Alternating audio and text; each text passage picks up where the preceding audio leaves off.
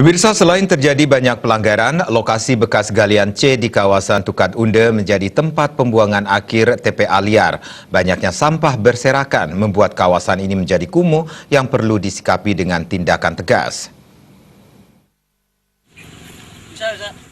Pasca erupsi Gunung Agung, kawasan bekas galian C yang berada di Tukat Unde Kelungkung kembali menjadi sorotan sebagai dampak kembali aktifnya galian C. Pemerintah dengan tegas mengatakan kawasan ini telah menjadi kawasan strategis yang akan ditata dan saat ini datanya sudah diterima pemerintah pusat. Selain itu di kawasan ini banyak ditemui tempat pembuangan akhir TPA liar yang muncul akibat sejumlah oknum membuang sampah sembarangan di sungai. Bau busuk sangat menyengat hidung saat memasuki kawasan ini.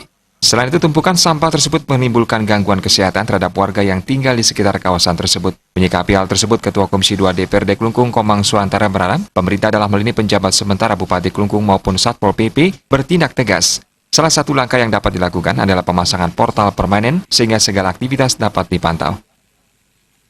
Bila mana pemerintah daerah ini tegas berkaitan dengan kawasan strategis X galian C ini, jadi beliau tidak saja mendapatkan laporan baru turun, saya harapkan ada portal yang posko portal, baik itu nanti Satpol PP maupun tim UTC, bisa memantau secara kontinu setiap hari.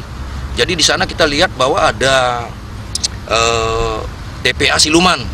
Jadi ini sudah ada banyak juga tangan-tangan yang tidak bertanggung jawab.